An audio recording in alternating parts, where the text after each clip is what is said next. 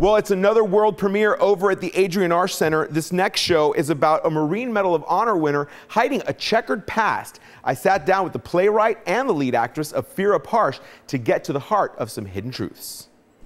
Chris, first up, why don't you tell me a little bit about the Zoetic Stage and what it means to South Florida? Zoetic Stage is a theater that was founded by playwrights and directors in Florida, local artists, and our mission is to do work that originates here and then have the work go elsewhere. So it's really an opportunity to showcase artists in the community. Tell me about your inspiration for this work. I had an encounter with a Medal of Honor winner probably 5 or 6 years ago that was surprisingly unpleasant.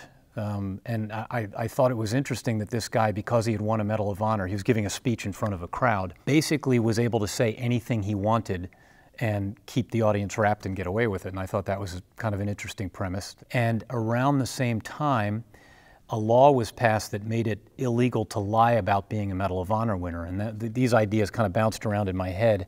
And I thought it was interesting that our conferring this very almost sacred award on people changes us and changes them, and I thought that was an idea worth writing about. How did you choose Karen for the role? I have been aware of Karen's work down here. This is part of what I think makes our theater a wonderful thing. And when I originally was putting together a reading for the play, I had Karen in mind for the role. It's gotten to be more and more of a collaboration, which is really wonderful. I think a couple of my favorite lines, unfortunately, now are Karen's that she's written. So, but that's the kind of artistic synergy that doesn't happen unless there are people working together organically from the community. That has to be incredible for you to hear. This was written with you in mind. Absolutely. It's a great compliment, especially coming from Chris. Chris has a great reputation as a playwright here in South Florida.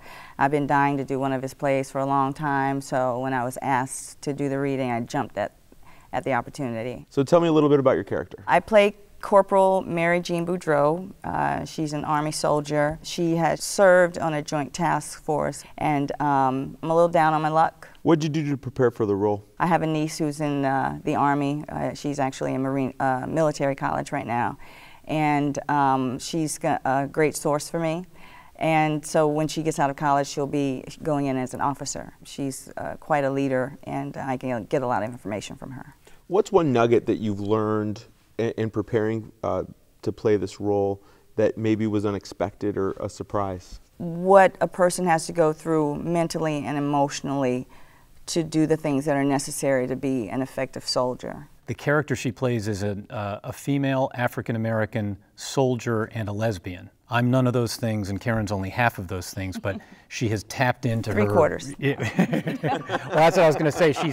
She has found her inner soldier and her inner lesbian so far in rehearsal really well. And thank you. Yeah. Well, what's it like for you as a playwright to see it sort of coming together? Because you have this vision in your head, and you've written all these words. You've sort of imagined what the scene would look like. But when people like Karen are actually up there doing it, what's that feeling for you? It's funny you asked that, because we were talking about this right before the interview, and I told Karen it had not really struck me how dramatic these characters would look on stage, because the way I see Karen on stage, she has a very kind of an intense and focused presence.